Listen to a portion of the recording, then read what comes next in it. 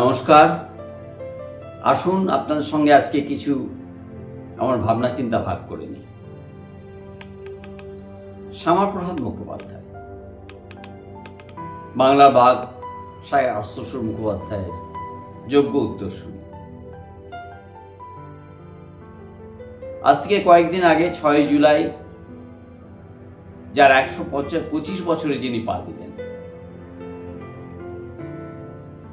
সেই শ্যামাপ্রসাদ কি ছিলেন? আমরা কি জানি শ্যামাপ্রসাদ কে ছিলেন? তিনি কি ছিলেন? তিনি কি করেছিলেন?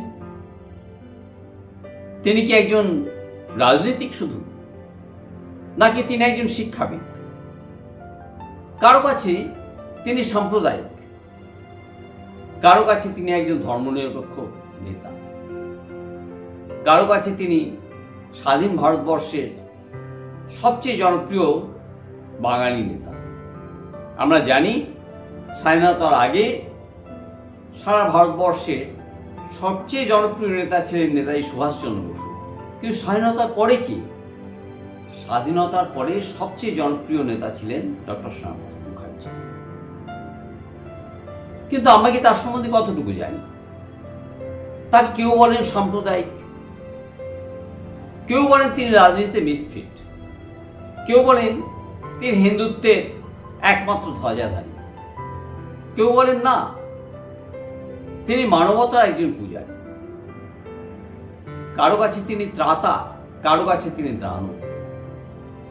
এই যে শ্যামাপ্রসাদের এত রকমের বিশেষণের মধ্যে আমরা ধন্দে পড়ে যাচ্ছি। আমরা সাধারণ মানুষ বুঝতে পারছি না যে শ্যামাপ্রসাদ কে ছিলেন, শ্যামাপ্রসাদ কি ছিলেন। শ্যামাপ্রসাদ মারা গেছেন 1953 সালের 23শে জুন, এটা আমরা জানি। তাহলে এত বছর আমরা তাকে জানতে পারিনি কেন? তিনি যে এত বড় একজন জনপ্রিয়তম নেতা ছিলেন, তা সত্ত্বেও তার সম্বন্ধে আমরা কতটুকু জানি? কেন আমরা ভুলে গেছি? আমরা জানি যে বাঙালি অকৃতজ্ঞ, বাঙালি ভুলে যায়, এটা বাঙালির অপবাদ আছে। কিন্তু এরকম একজন মানুষ যিনি বহুমুখী প্রতিভার অধিকারী, তার সম্বন্ধে আমরা জানবো না? ওই যে এত বছর পরে আমরা কেন শ্যামাপ্রসাদকে আবার আবিষ্কার করতে যাচ্ছি?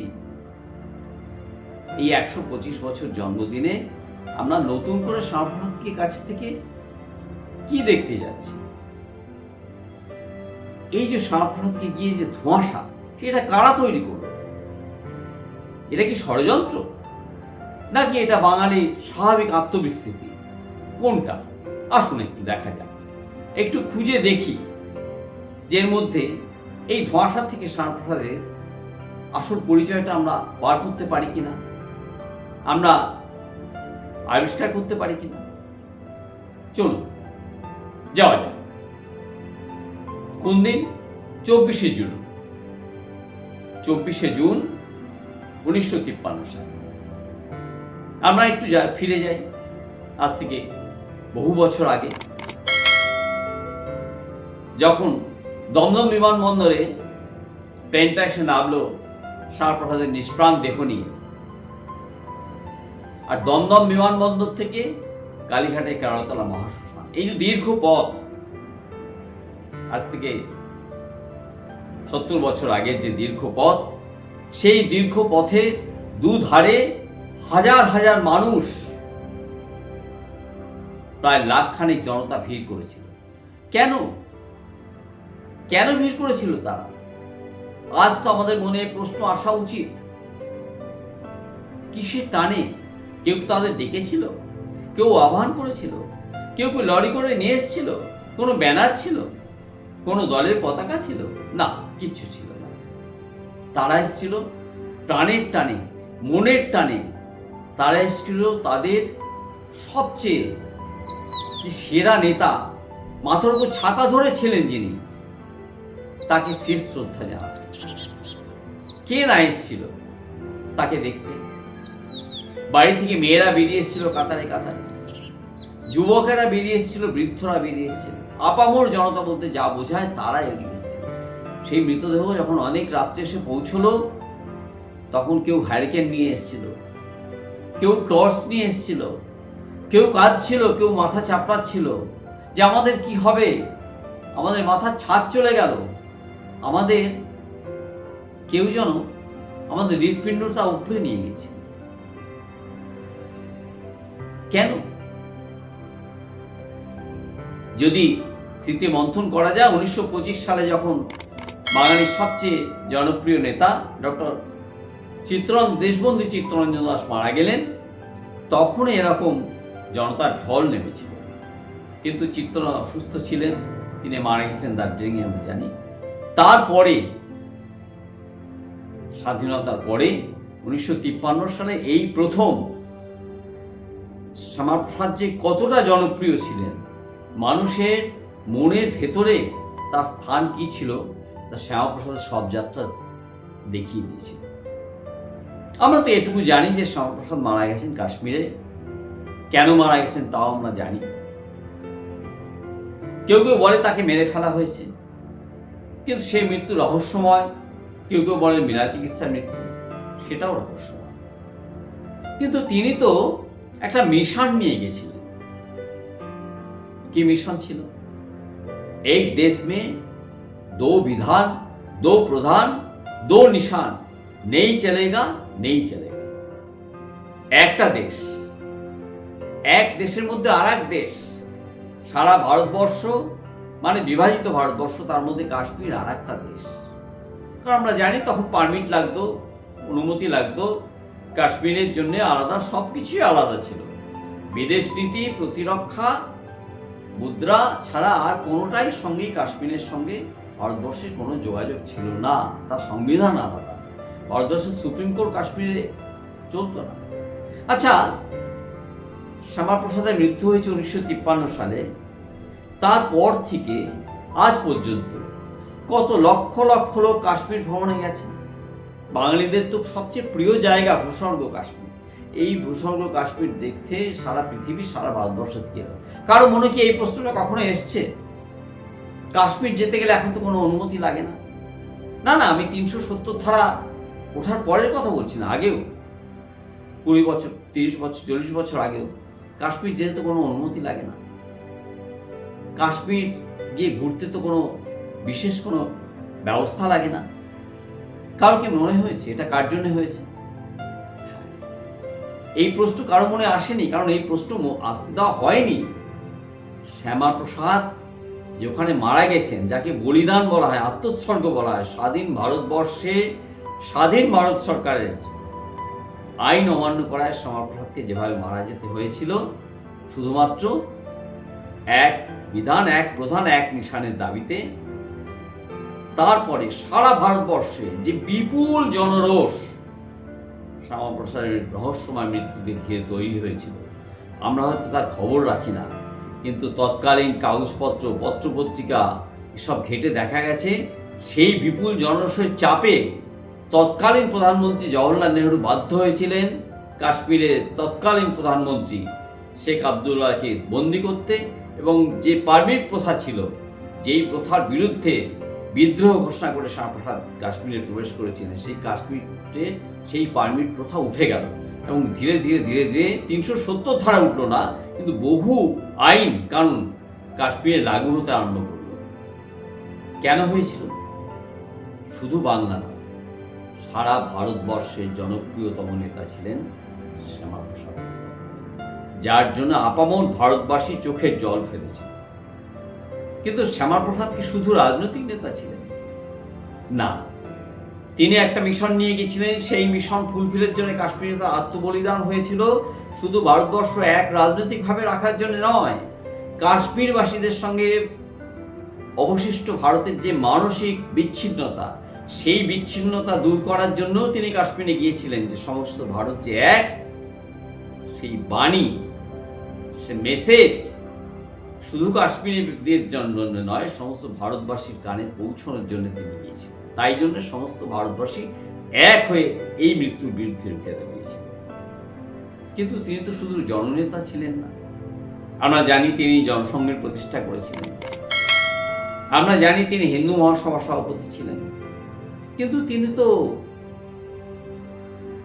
আমাদের পশ্চিমবঙ্গের স্রষ্টা। এটাও আমরা জেনে গেছি যে পশ্চিমবঙ্গের স্রষ্টা ছিলেন। হিন্দু হোমল্যান্ড তিনি তৈরি করতে পেরেছিলেন। শ্যামাপ্রসাদ একটা অদ্ভুত কথা বলেছিলেন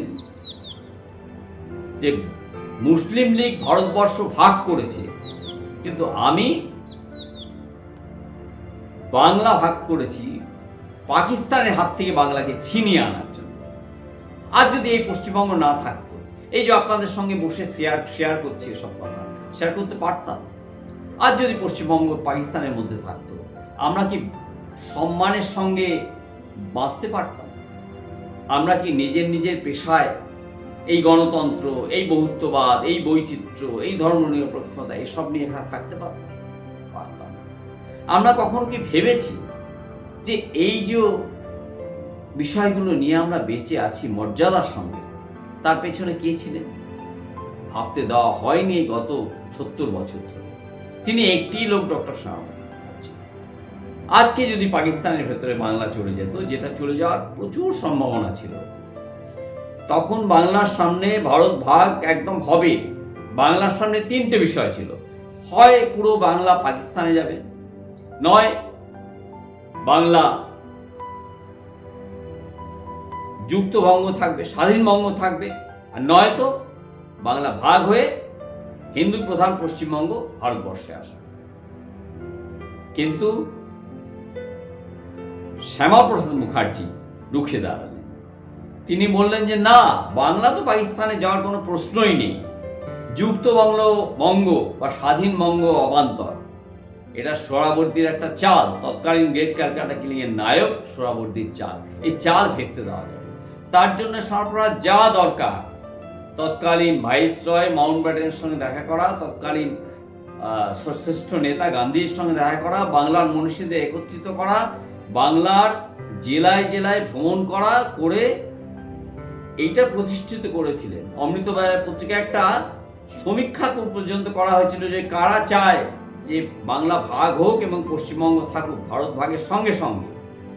সেই সমীক্ষার 99% লোক তারা বাংলা ভাগের পক্ষে ভোট দিয়েছিল। যে বাংলা ভাগ 1905 সালে বাঙালি চায়নি, সেই বাংলা ভাগই শ্যামাপ্রসাদ বাঙালি হিন্দুর স্বার্থে, বাংলার গণতন্ত্র ধর্মনিরপেক্ষতার স্বার্থে চাইলেন 1947 সালে। আমরা জানি যে 20 জুন বাংলার আইনসভার অধিবেশনে সেই বাংলা ভাগের প্রস্তাব পাশ হল।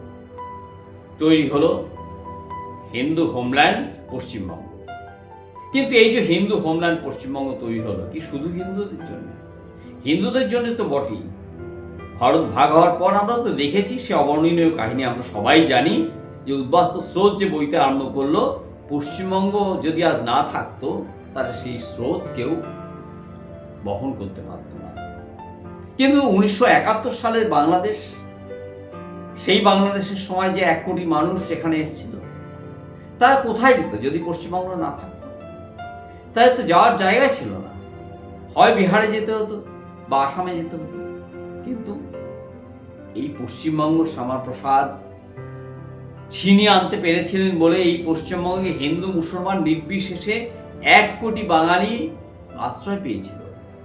সেই জন্যে শুধু হিন্দু নয়, বাংলার হিন্দু মুসলমান প্রতিটি মানুষের শ্যামাপ্রসাদের প্রতি কৃতজ্ঞ থাকা উচিত।